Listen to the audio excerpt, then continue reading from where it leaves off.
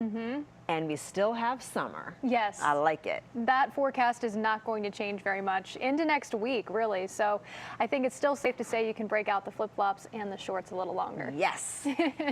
No boots needed yet. That official start time of fall is coming up at 4:02 today. That's when the autumn equinox kicks off.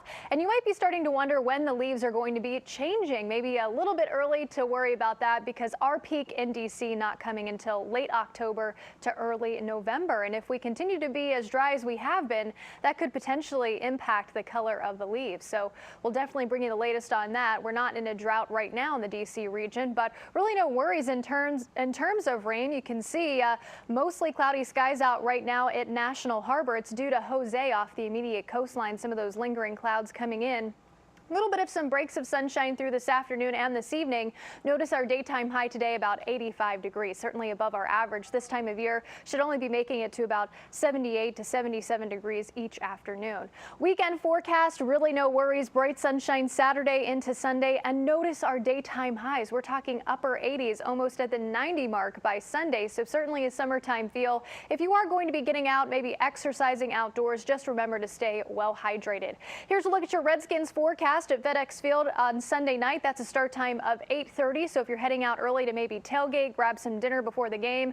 Forecast is the same, mainly clear skies. I think you'll get away with just the t-shirt. It's going to be very comfortable, and those temperatures stay in the 70s through the end of the game. Here's a look at Maria, still a Category 3 storm, and is expected to stay at Cat 3 through the upcoming weekend. Maximum sustained winds of 125 miles per hour. It's moving to the northwest at 8 miles per hour. As you can see, it's not going to be impacting land, and it should stay that way. Here is a look at the latest track coming out at 11 o'clock. So you can see Tuesday, Wednesday, slowly continuing to weaken into a Category 1 storm. Most of the models keeping Maria off the coastline.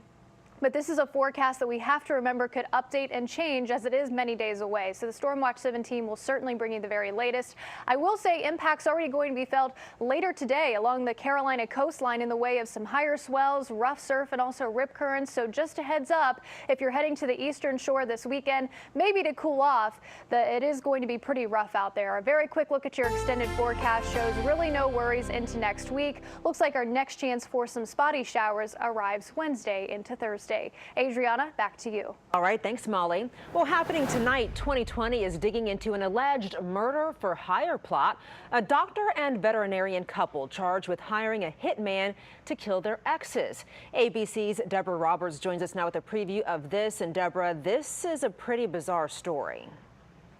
Pretty bizarre. It's worthy of a movie of the week, I have to tell you. My colleague Matt Gutman dug into this story that made headlines actually earlier in the year and had so many people wondering how this could even happen. How does a successful veterinarian in the Houston area and her doctor boyfriend go from a very high-flying love affair to being charged with, as you said, solicitation for murder? We take you inside this story, and you will hear what is sort of chillingly almost like the veterinarian woman's voice from the grave, telling a little bit more about what happened here. Did she and her boyfriend actually try to collude to have their exes killed, or was this some kind of a misunderstanding? For the first time, you'll hear from the man in this case who has been accused in his first big network television interview, telling his side of the story from jail. And you'll hear some of the tragic details of how these two wound up in what apparently was just a toxic love story. But did it wind up with talk of murder, or is there something else we're not understanding? You'll meet a lot of the players here, including the man who says, police say, was actually recruited to try to kill the exes for both of these people. And as I said, from the man himself, and also video or audio diary from the woman who so tragically took her own life before this case went to court. A very interesting, riveting 2020. Deborah, I want to ask you, are we going to hear it all from the exes and how they were taken aback by news that they were almost murdered?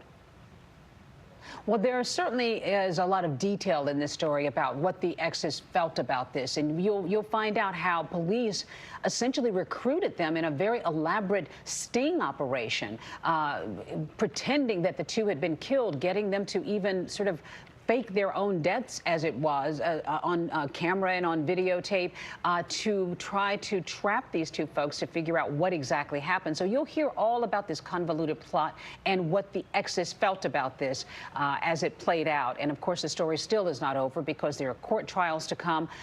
As you said, one that is very, very bizarre, and I think also very riveting watching for 2020 tonight. All right. Thank you so much, Deborah Roberts, for that preview. Again, 2020 airs right here on ABC 7 at 10 o'clock tonight. Stay with us. Much more of ABC 7 News at noon coming up after the break. I'm a lawyer, and I have clients, and I am proud to do what I do on behalf of my clients. The clients John Adams and his team are so proud to work for: banks accused of money laundering, big corporations accused of defrauding taxpayers, and mortgage lenders accused of unfairly foreclosing on homes.